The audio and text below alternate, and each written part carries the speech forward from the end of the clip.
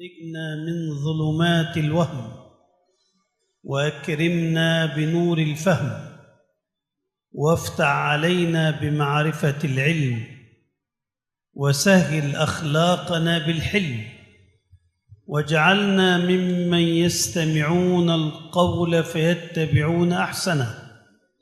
وبعد، فتحياتي إلى كياه علي مشهوري وكياه أريا محمد وكياه شيخ الإسلام وكياه رابط فؤادي. أسأل الله عز وجل لشيخنا الشيخ علي مشهوري أن يتم الله عليه النعمة والصحة والعافية،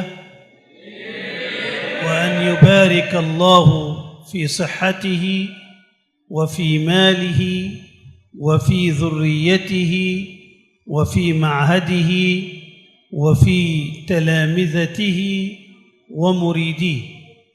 وأسأل الله لكم التوفيق والنجاح، وأسأل الله أن يبارك في آبائكم وأمهاتكم، وأن ينفعكم بالعلم الذي تتعلمونه، وأن يجعله الله عز وجل خالصا لوجهه الكريم. Bismillahirrahmanirrahim. Guru kita semua, Profesor Dr. Muhammad Salim, memulai muhadharah kali ini dengan pembacaan hamdalah. Kemudian beliau melanjutkan dengan pembacaan sholawat dan salam terhadap baginda kita, Nabi besar Nabi Muhammad sallallahu alaihi wasallam. Terus beliau melanjutkan dengan doa agar kita semua bisa keluar daripada kegelapan dan kita bisa mendapatkan cahaya ilahi.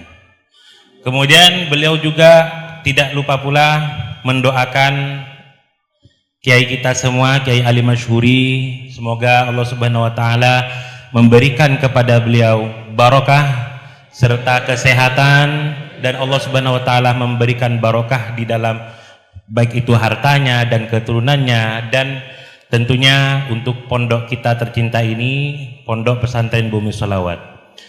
Serta tidak lupa pula Syekh kita semua mendoakan ya murid-murid yang ada di sini. Tentunya beliau itu mendoakan yang pertama adalah mendoakan kepada orang tua kita semua agar diberikan kesehatan dan taufik dan nikmat dan rahmat dari Allah Subhanahu wa taala. Yang kedua, beliau mendoakan semoga semua murid yang ada di sini bisa menjadi pewaris Nabi besar Nabi Muhammad sallallahu alaihi wasallam.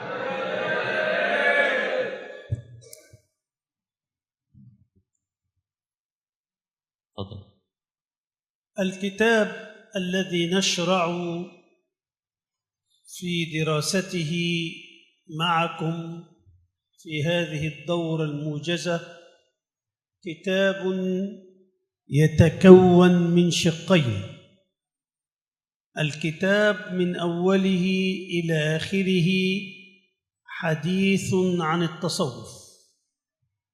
الشق الأول من الكتاب يتكلم عن التصوف نظرياً، يعني يعرف لك التصوف بأنه صدق التوجه إلى الله، وبأن التصوف موضوعه تزكية النفس، وأن التصوف منه ما هو منحرف ومنه ما هو متزن بالكتاب والسنة. وكما قال سيد الطائفة الإمام الجنيد رضي الله عنه وأرضاه: علمنا هذا مقيد بالكتاب والسنة. أما الشق النظري فلا نتعرض له في هذه الدورة، إنما نتعرض للشق العملي التطبيقي، والذي يتمثل في هذا الكتاب في شرح بعض حكم سيد ابن عطاء الله رضي الله عنه وأرضاه. Kitab yang akan kita pelajari sekarang kitab tentang tasawuf, yang mana kita tahu bahwasanya tasawuf itu punya dua pilar. Yang pertama itu adalah pilar sebagaimana dia itu ilmu, ya, ada definisinya. Yang kedua bahwasanya tasawuf itu adalah sebuah aktivitas hati atau amali. Beliau mengatakan bahwasanya pengertian tasawuf itu adalah sidqut tawajjuh ilallah. Artinya kita itu menyerahkan diri kita, hati kita kepada Allah Subhanahu wa taala. Tasawuf sendiri ada tasawuf itu yang telah dirubah oleh hawa nafsu manusia. Terus ada tasawuf yang benar-benar dia itu memang adalah suatu aktivitas yang ada pada zaman Nabi Muhammad, yaitu tasawuf yang benar. Maka dari itu qala Syekh Junaid Al-Baghdadi, ya, tasawuf yang benar itu seperti apa? Beliau mengatakan ilmuna hadza mutamassikun bil kitabi was sunnah. Jadi ilmu kita yaitu tasawuf itu harus berlandaskan Al-Qur'an dan hadis Nabi. Kalau semisal ada yang melenceng dari situ, maka itu tasawuf, ketahuilah bahwasanya tasawuf, ilmu tasawuf yang seperti itu telah dirubah. Dan di kitab ini kita tidak akan membahas tasawuf sebagai ilmu, akan tetapi kita itu akan membahas tasawuf sebagai dia itu aktivitas hati, a'malul qulub. Dan di sini juga saya, kata guru kita semua, mensyarah beberapa hikmah dari kitab Ibnu Athaillah, yaitu Al-Hikam Al-Athaiyah. وقد كتبنا عنوانا للقسم التطبيقي، وهي عبارة أرجو من أبنائي أن يحفظوها: التصوف السليم هو جوهر الإسلام. التصوف النقي هو جوهر الإسلام، يعني الإسلام جوهره وحقيقته تتجلى في أن الإنسان يزكي نفسه مصداقا لقول الله تعالى: قد أفلح من زكاها وقد خاب من دساها. وأول حكمة نشرع فيها اليوم من حكم سيد ابن عطاء الله: من علامة الاعتماد على العمل نقصان الرجاء عند وجود الزلل.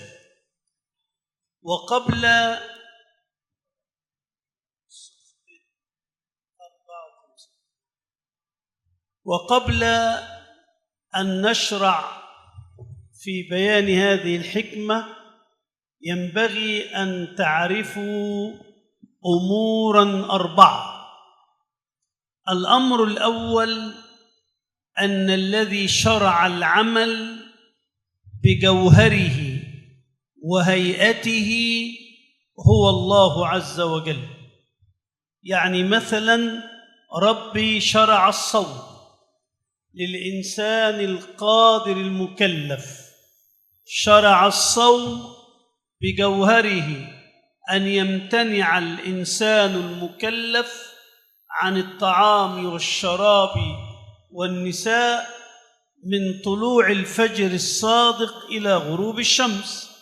هذا جوهر الصوم.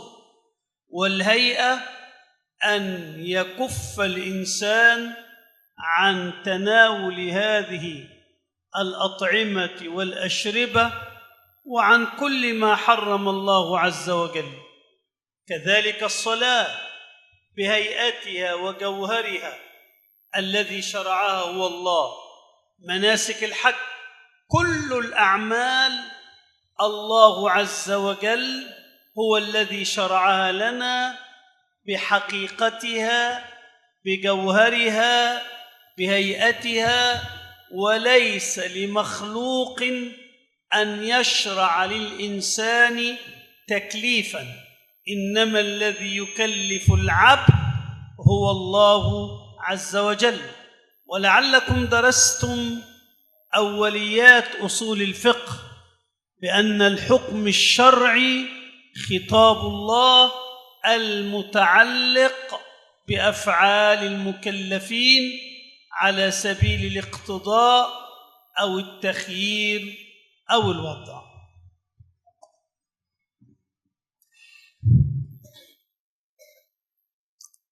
Jadi saya mengarang kitab ini itu dengan judul Minal Hikam Al-Ata'iyah. Jadi di sini jelas akan menjelaskan tentang hikmah yang telah disebutkan di kitab Hikam Al-Ata'iyah. Hikmah yang pertama yang akan kita pelajari halaman 54. Min alamatil i'timadi 'alal 'amal nuqsanur raja'i 'inda wujudi zalal. Jadi kalau kita itu bersandar kepada pekerjaan atau amal-amal kita, tandanya itu ketika ada masa pelik, kita itu akan kehilangan harapan. Jadi ketika dia itu sudah bersandar kepada pekerjaan dia itu akan kehilangan harapan terhadap Allah Subhanahu wa taala. Untuk memahami hikmah ini ada 4 perkara yang harus kita fahami. Akan tetapi sebelum itu kita itu harus tahu apa sih tasawuf itu. Tasawuf itu adalah Jauharul Islam, adalah eksistensi atau hakikat Islam itu sendiri. Tasawuf itu adalah tazkiyatun nafsi, yaitu membersihkan diri dari kotoran-kotoran hati. Seperti halnya firman Allah Subhanahu wa taala, qad aflaha man zakkaha. Yaitu orang-orang yang membersihkan diri ialah orang-orang yang menang.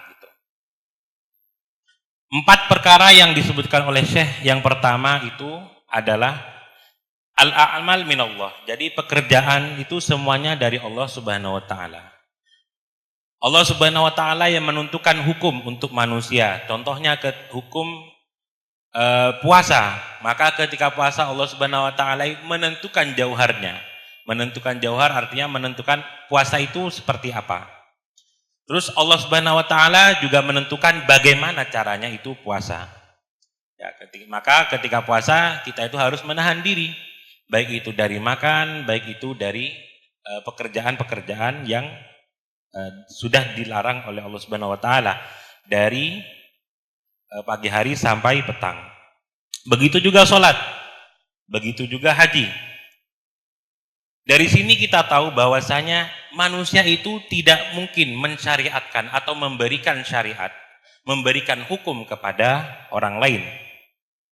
Bagaimana kalau misal kita belajar usul fikih, ya, kita di situ akan menemukan definisi tentang al-hukmus syar'i. Jadi hukum syariat itu apa? Khitabullahi ta'ala al-muta'alliku bi af'alil mukallafin ala sabilil iqtida' awit takhiri aw a'ammu wad'an. Jadi al-hukmu syar'i itu adalah perintah Allah Subhanahu wa taala terhadap hamba-hamba yang sudah terkena taklif. Ya, contohnya apa? Baligh gitu. Punya akal. Yang mana perintah tersebut itu mengharuskan kita untuk mengerjakan sesuatu, atau perintah tersebut adalah perintah untuk memilih sesuatu, atau lebih umum lagi yaitu wad'an. Jadi wad'an di sini Allah Subhanahu wa taala menjadikan pagi hari sebagai memulainya kita untuk berpuasa seperti itu. Menjadikan waktu siang hari itu sebagai batas atau adanya sholat zuhur.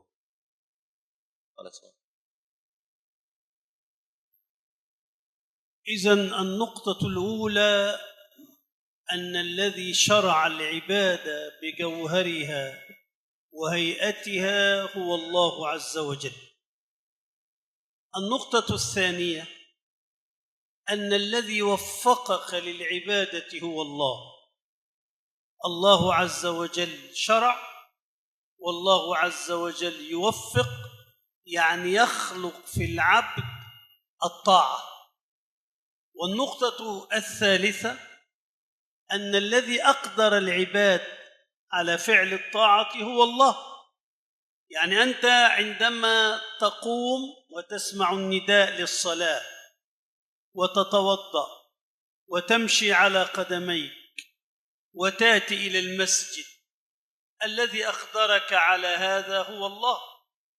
ويروي الإمام القشيري رضي الله عنه وأرضاه في كتابه الرسالة القشيرية أن خادمة، امرأة خادمة، كانت تقوم من الليل وتدعو الله عز وجل وتقول: اللهم إني أسألك بحبك لي أن تكرمني، أن تعافيني. فسمعها سيدها ذات ليلة تقول: اللهم إني أسألك بحبك لي. فقال سيدها: هلا قلت اللهم إني أسألك بحبي لك؟ لاحظوا الفرق، هي تقول: اللهم إني أسألك بحبك لي، سيدها يقول: هلا قلت اللهم إني أسألك بحبي لك؟ قالت: لا يا سيدي، لولا حبه لي لما أيقظني في جوف الليل، ولولا حبه لي لما أقدرني على الوقوف بين يديه، ولولا حبه لي لما ألهمني بهذا الثناء وبهذا الدعاء. لولا حب الله لكم ما وفقكم إلى الطاعة وما جاء بكم إلى هذا المكان الطاهر. والنقطة الرابعة أن الذي يثيب العبد على فعل الطاعة هو الله عز وجل، والذي يعاقب العبد على المعصية وترك الطاعة هو الله عز وجل. Jadi jelas yang pertama, di dalam aktivitas kita itu mempunyai eksistensi dan pengaplikasian, dan semuanya itu dari Allah. Yang kedua, bahwasanya yang memberikan kepada seorang hamba kemampuan itu juga Allah. Memberikan kepada seorang hamba keinginan untuk beribadah itu Allah Subhanahu wa taala. Itu adalah poin yang kedua. Poin yang ketiga, yang memberikan kemampuan agar kita itu beribadah itu juga Allah Subhanahu wa taala. Yang mana Imam Al-Qushairi disebutkan di dalam kitabnya beliau Risalah Qushairiyah menceritakan seorang hamba yang dia itu sholat tahajud. Dan si hamba ini berdoa, ya Allah, dengan cintamu kepada saya, dengan cintamu kepada saya, berikanlah saya ketaatan. Terus tuan rumahnya, yaitu tuan seorang hamba ini tuh dengar, kenapa kamu tidak mengatakan dengan cintaku kepadamu, bukan dengan cinta Tuhan kepadaku? Oh enggak, kalau seperti karena cinta Tuhanlah saya itu bisa beribadah, bukan karena cinta saya, akan tapi karena cinta Tuhan kepada saya juga bisa mencintai. Jadi semua pekerjaan, ketaatan kita, bahkan ketaatan kamu wahai Sayyidi, wahai tuanku, itu karena cinta Tuhan kepada kita semua. Terus poin yang keempat, beliau mengatakan bahwasanya yang memberikan kita pahala ketika kita itu taat dan memberikan kita dosa ketika kita itu bermaksiat itu Allah Subhanahu wa taala. Jadi ini 4 poin yang harus diperhatikan oleh kita semua. Begitu juga Karena kecintaan Allah Subhanahu wa taala kepada murid-murid yang ada di sini, kalian bisa hadir di tempat yang penuh barokah ini. Fadhal. فسيد ابن عطاء الله يقول لك من علامة الاعتماد على العمل نقصان الرجاء عند وجود الزلل. أنت تعمل، أنت تستمع إلى أوامر ربك، أنت تصلي، أنت تصوم، أنت تذهب إلى الحج وإلى العمرة، أنت تزكي، أنت تعمل الطاعات. إياك ثم إياك أن تعتمد على هذه الطاعة وأن تعتمد على هذا العمل بأن هذا العمل هو الذي سيدخلك الجنة. الذي سيدخلنا الجنة رحمة الله ومغفرته وعفوه ورضوانه، ليس العمل هو الذي يدخلك الجنة. أنت مطالب أن تعمل استجابة لأمر ربك، لكن الذي يدخلك الجنة رحمة الله عز وجل ومشيئته. فابن عطاء الله يقول افرض أنك اعتمدت على العمل وجئت يوم القيامة وكان في العمل خلل، عملك ليس خالصا لوجه الله، ما الذي ينفعك؟ فقال من علامة الاعتماد على العمل إذا أنت اعتمدت على عملك أنه هو الذي سيدخلك الجنة وأن عملك هذا هو السبيل الأوحد إلى دخولك الجنة، ماذا تفعل في نقصان الرجاء عند وجود الزلل؟ إذا وجد الزلل في العمل من الذي يجبره؟ من الذي يزيل هذا النقص والزلل من العمل؟ فابن عطاء الله يقول لك اعتمد على الله في الحالين، اعتمد على الله إذا عملت، واعتمد على الله وعلى رحمته إذا حدث في عملك زلل. بقي إشكال. كما تعلمون القرآن الكريم لا يتعارض مع السنة، والسنة لا تتعارض مع القرآن، إذ إن كليهما وحي. عندنا آية في القرآن الكريم تقول ادخلوا الجنة بما كنتم تعملون، والباء كما تعلمون في النحو باء السببية. وعندنا حديث لن يدخل أحدكم الجنة عمله، قالوا ولا أنت يا رسول الله؟ قال ولا أنا إلا أن يتغمزني الله برحمته. الآية تقول ادخلوا الجنة بما كنتم تعملون، إذن العمل سبب، والحديث يقول إن العمل لا يدخل الإنسان الجنة. كيف نوفق بين هذه الآية الكريمة وبين الحديث؟ الآية تقول العمل سبب يوصل إلى الجنة، لكن الدخول برحمة الله عز وجل، ومن ثم فلا تعارض بين الآية والحديث. Di hikmah yang pertama ini Ibnu Athaillah mengajarkan kepada kita bahwasanya sandaran atau pekerjaan yang kita lakukan itu tidak akan berguna tanpa ridho dari Allah Subhanahu wa taala. Maka dari itu beliau bilang min alamatil i'timadi 'alal amal nuqsanur raja'i inda wujudi zalal. Jadi ketika amal itu kita itu bersandar kepada amal, maka ketika amal itu tidak berguna, kita itu tidak akan punya harapan. Ibnu Athaillah itu ingin mengatakan, oke, coba kalau kita lihat nanti ketika di kiamat kita itu ditimbang oleh Allah Subhanahu wa taala. Ternyata amal kita itu ada yang kurang. Terus kalian itu pengen berharap sama siapa? Maka dari itu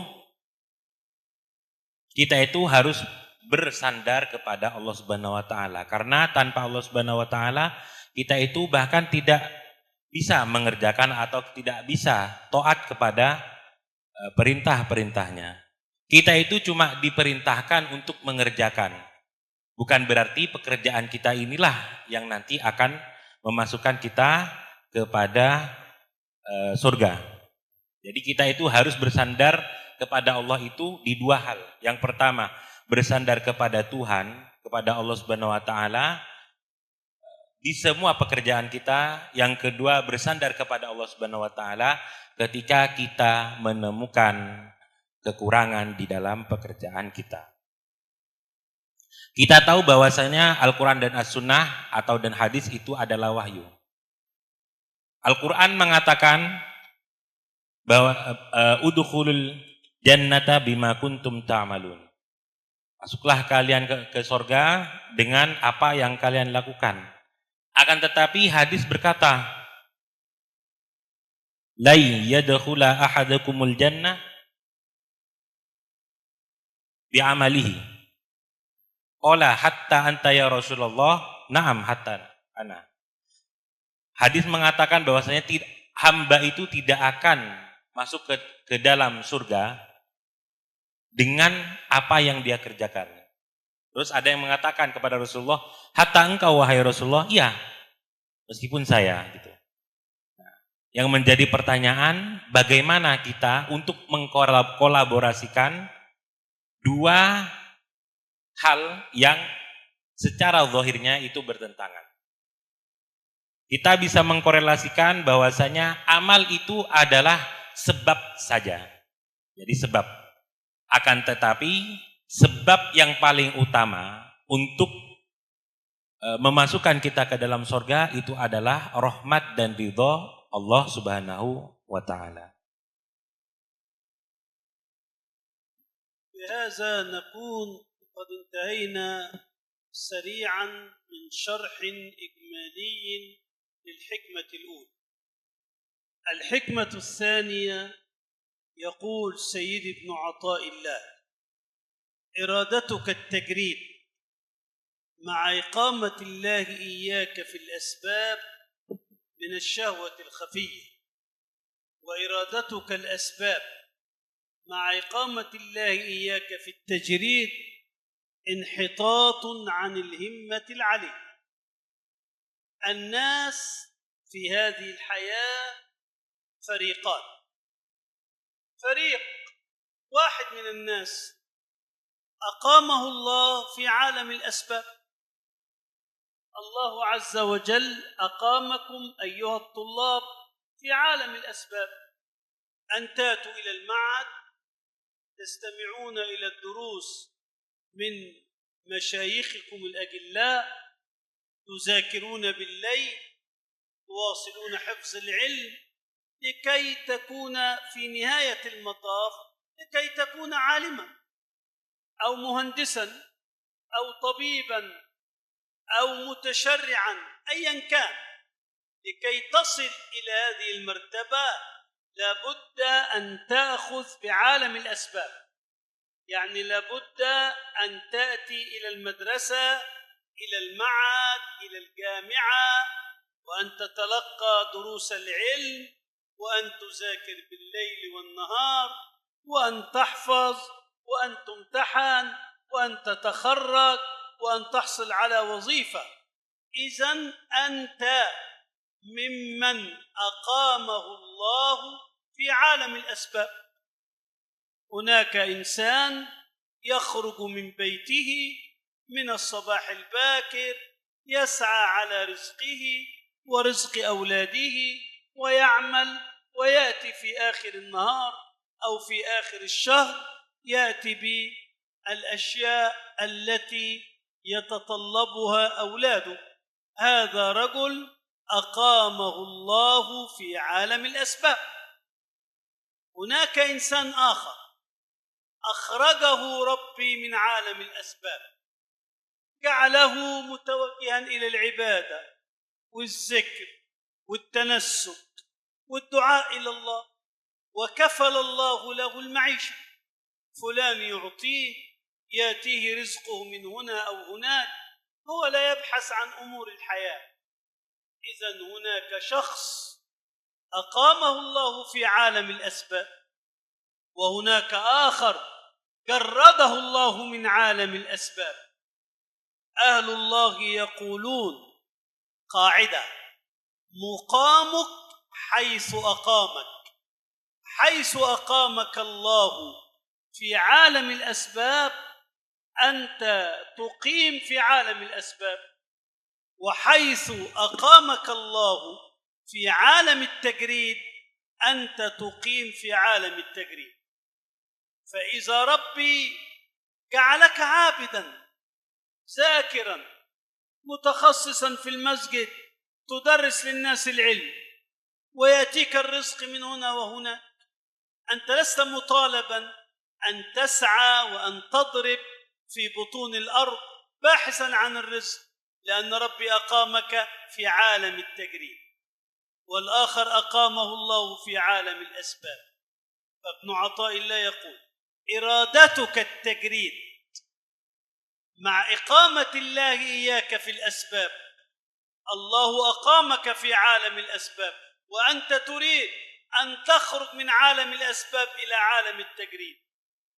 إرادتك التجريد مع إقامة الله إياك في الأسباب من الشهوة الخفية، أنك تريد أن تكون عابدا وتريد أن تكون ورعا وأن تترك عالم الأسباب. إرادتك التجريد مع إقامة الله إياك في الأسباب من الشهوة الخفية، وإرادتك الأسباب مع إقامة الله إياك في التجريد. الله كفل لك الرزق وقال لك: كن مداوما على الذكر والقرآن والعبادة والعلم والتعليم، وكفل الله لك الرزق من باب آخر. وإرادتك الأسباب مع إقامة الله إياك في التجريد انحطاط عن الهمة العلي. يلخص هذا كله هذه القاعدة: مقامك حيث أقامك. أقامك الله في عالم الأسباب، كن مع عالم الأسباب. أقامك الله في عالم التجريد، كن مع عالم التجريد. Untuk hikmah yang kedua, yaitu halaman 58 ya. Imam Ibn Athaillah mengatakan, iradatukat tajrid ma'a iqamatillahi iyyaka fil asbab minasyahwatil khafiyah. Keinginan kalian ya, ketika terhadap alam tajrid, jadi nanti ada dua alam. Ada namanya alam tajrid, ada namanya alam asbab. Keinginan kalian terhadap alam tajrid ketika Allah Subhanahu wa taala telah meletakkan kalian di alam asbab, itu adalah dari syahwat yang remeh. Wa iradatukal asbab ma'a iqamatillahi iyyaka fit tajrid inhitatun 'anil himmatil 'aliyah. Jadi ketika Allah Subhanahu wa taala meletakkan kita di alam tajrid tadi dan kita ingin ada atau ingin terletak di alam asbab, maka kita itu memalingkan wajah daripada kemuliaan yang Allah Subhanahu wa taala berikan. Manusia itu mempunyai dua kategori. Yang pertama, kategori yang tinggal di alam asbab. Alam asbab itu seperti apa? Alam asbab itu ya contohnya kalian yang di sini, yang kalian itu belajar, terus nanti malamnya murojaah, agar kalian jadi apa? Agar kalian itu nanti jadi orang alim. Ketika jadi orang alim, terus kalian itu mencari pekerjaan. Begitu juga dengan orang tua kita, contohnya orang tua kita kerja, ya kan? Nanti di akhir bulan nanti dapat gaji, dan gaji itu nanti ditasorufkan atau diberikan kepada kita semua, yaitu alam asbab namanya. Jadi ketika ada usaha di situ, itulah alam asbab. Ada namanya alam tajrid. Alam tajrid itu apa? Alam tajrid itu adalah di mana seorang manusia itu sudah mendapatkan rezeki tanpa usaha. Contohnya ketika ada seorang yang rajin beribadah, dia benar-benar tidak memperhatikan keuangan dia, akan tetapi ada aja uang dari rezeki yang Allah Subhanahu wa taala, entah itu nanti ada orang kasih lah atau apa, itu namanya alam tajrid. Setelah itu ulama memberikan kaidah yang sangat penting agar kita itu bisa hidup di dunia ini, yaitu kaidah seperti apa? Maqamuka min haitsu ma aqamakallahu fik. Jadi posisi kamu ya sudah ketika kamu itu diletakkan di alam manapun antara dua alam tadi yang sudah Allah tentukan kepadamu. Jadi ketika Allah Subhanahu wa taala mengatakan kalau misal kamu ingin pintar, kamu itu harus belajar, maka kita itu berarti di sini masuk ke alam apa? Alam asbab. Ada orang yang dia itu contohnya tidak usah belajar udah pintar. Nah, ini namanya alam tajrid. Ya sudah, posisi kamu ketika Allah Subhanahu wa taala meletakkan kamu di dalam alam asbab, kamu itu harus sadar posisi kalian. Jangan kalian itu ingin malah ke alam tajrid. Oh ya sudah, nanti saya gak usah belajar, tidur aja, nanti mungkin mimpi Rasulullah nanti langsung diajarin gitu. Enggak bisa gitu. Jadi kita itu harus mengerti posisi kita di mana Allah Subhanahu wa taala itu meletakkan kita sekarang. Al-hikmatu ats-tsalitsah sawabiqul himam la takhriqu aswar al-aqdar. Antum a'taqid أنكم تدرسون العقيدة الإسلامية وتدرسون ما يسمى بالقضاء والقدر. ما القضاء وما القدر؟ القضاء علم الله بالأشياء أزلا، والقدر وقوع الأشياء على وفق علم الله عز وجل، بمعنى أن الله عز وجل قضى في الأزل بأنك ستولد في يوم كذا، وستأتي إلى هذا المعهد في تاريخ كذا، وأنك ستكون طبيبا مهندسا عالما بالفقه إلى آخره. إذن قضاء الله علمه الأزلي، الله من الأزل يعلم كل إنسان منا إلى ما يصير. فإذا أنت ولدت في يوم كذا وجئت إلى هذا المعهد في تاريخ كذا، وإذا أنت تخرجت في سنة كذا وكنت طبيبا، هذا القدر الذي وقع على وفق القضاء، أي العلم الأزلي لله عز وجل. باختصار شديد، القضاء علم الله في الأزل، القدر وقوع الأشياء على وفق علم الله عز وجل.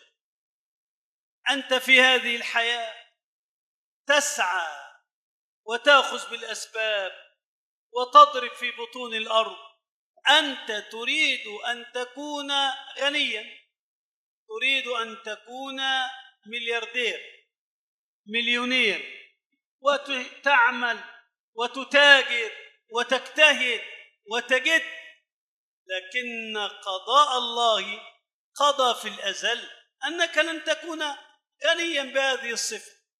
فابن عطاء الله يقول: سوابق الهمم لن تخرق أسوار الأقدار، يعني أنت لن تستطيع أن تقفز فوق قدر الله وفوق قضاء الله. الله لا يريد أن تكون طبيبا، أنت لا يمكن أن تقفز فوق قضاء الله وأن تكون طبيبا. فابن عطاء الله يلخص قصة الإنسان في هذه الحياة، وأنك ترضى بما قسم الله لك، لأنك لن تخرق الأرض ولن تبلغ الجبال طولا، أنت لا تستطيع أن تخرق أسوار الأقدار. فابن عطاء الله يشبه القدر بمدينة عالية لها سور عال أنت لا يمكن أن تقذف فوق هذا السور. سوابق الهمم لا تخرق أسوار الأقدار. Jadi hikmah yang ketiga itu judulnya Sawabiqul himam la takhriq aswarul qadar.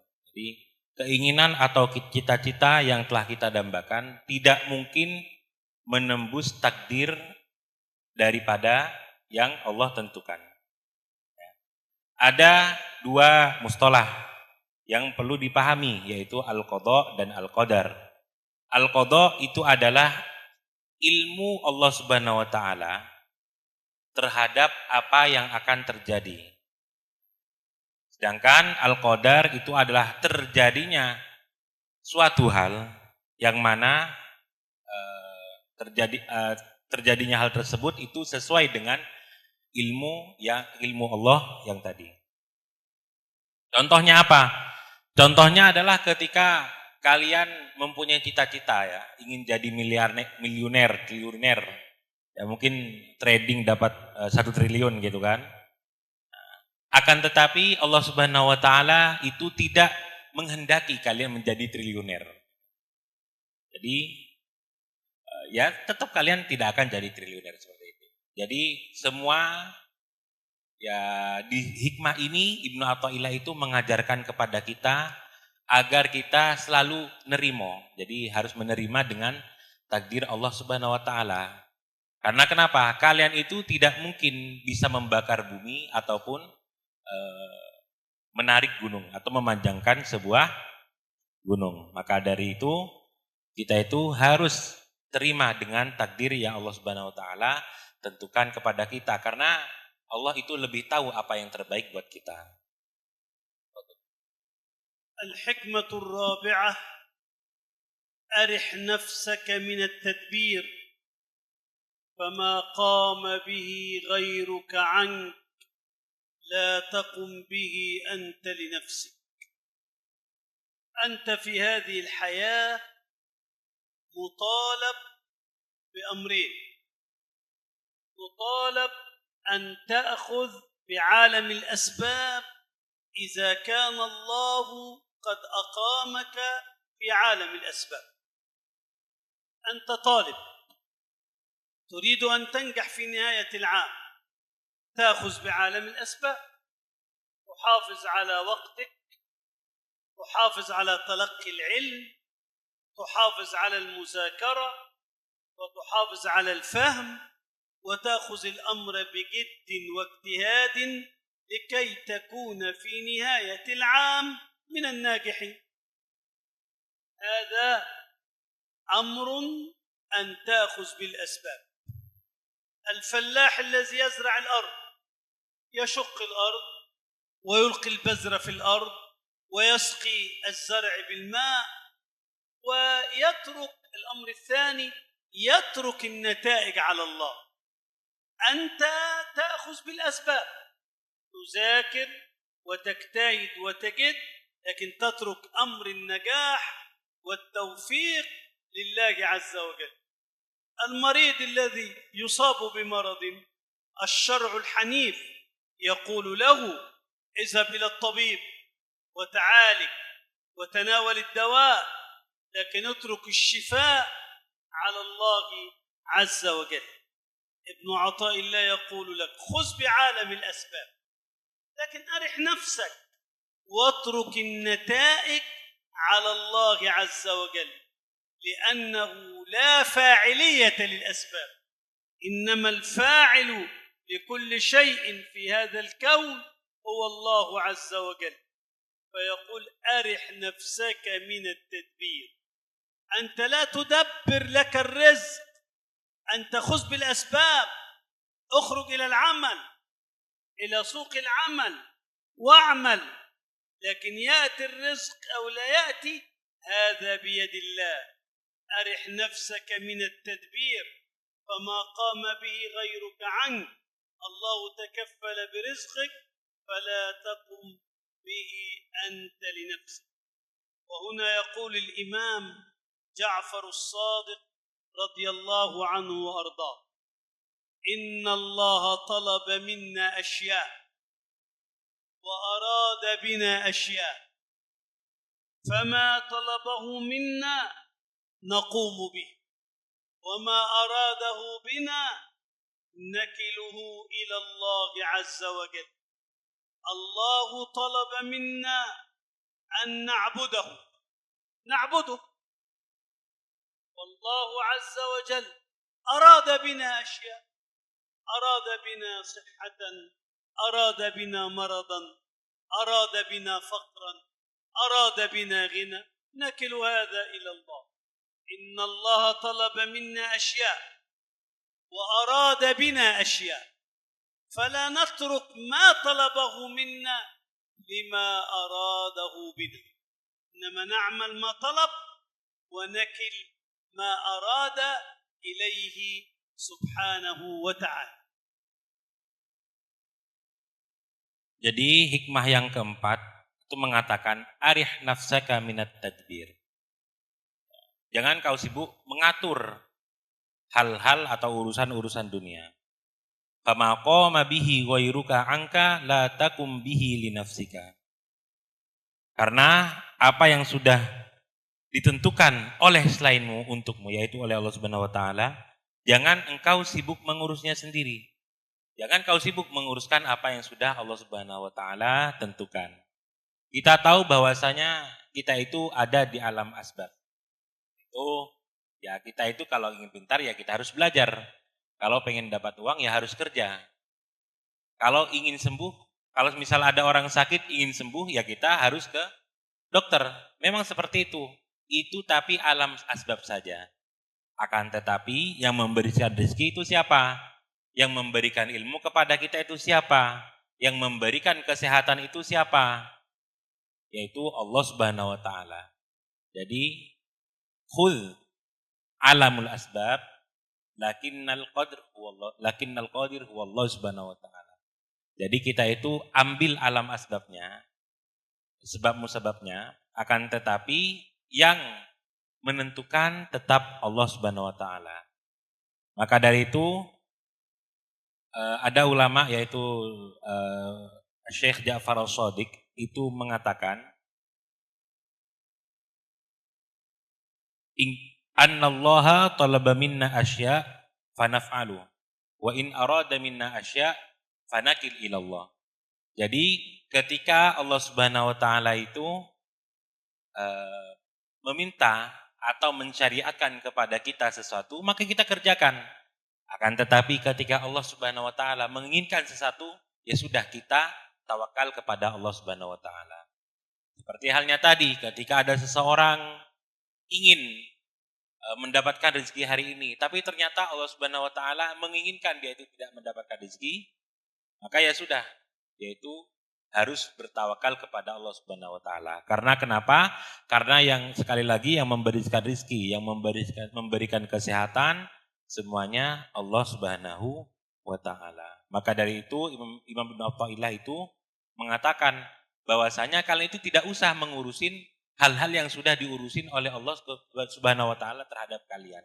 Kita itu hanya bisa bertawakal kepada Allah Subhanahu wa taala semata. Fadhil. وهذا الذي ذكرته يوضحه هجرة المصطفى صلى الله عليه وآله وسلم عندما أمره ربه بالهجرة من مكة إلى المدينة، أعد العدة وأخذ بالأسباب وحدد الرفيق وحدد المكان الذي يختبئ فيه وأعد الزاد والطعام ومن يرشده في الطريق ومن يأتيه بالأخبار، ودخل الغار مختبئا، أخذ بالأسباب. لكن بعد أن أخذ بالأسباب ترك النتائج على الله.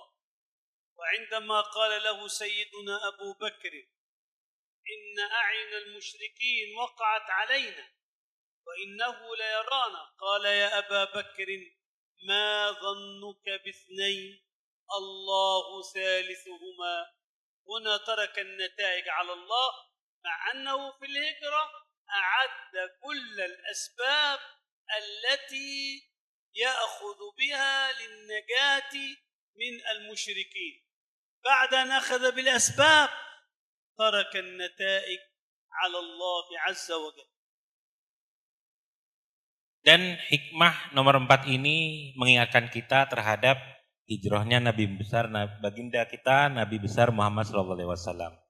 Ketika beliau hijrah, beliau itu menentukan siapa orang-orang yang akan ikut, menentukan makanan, menentukan tempat, semuanya ditentukan. Akan tetapi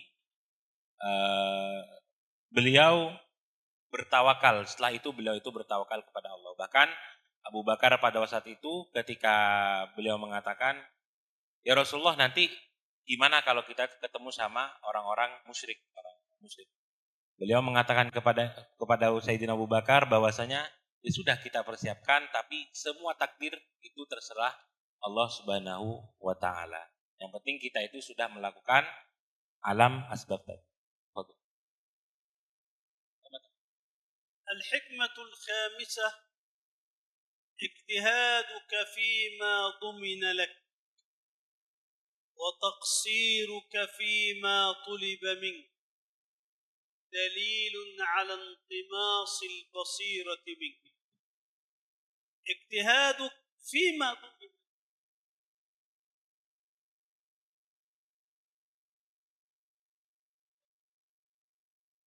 طيب نستكمل إن شاء الله ونترككم تستعدون لصلاة الجمعة، وأسأل الله في ختام هذا المجلس التوفيق لكم والسداد. اللهم اجمعنا عليك وفرقنا عليك ولا تجعل حوائجنا إلا إليك. آمين. اللهم اجمعنا عليك. آمين. وفرقنا عليك. آمين. ولا تجعل حوائجنا إلا إليك. آمين. وصلى الله على سيدنا محمد وعلى آله وصحبه أجمعين.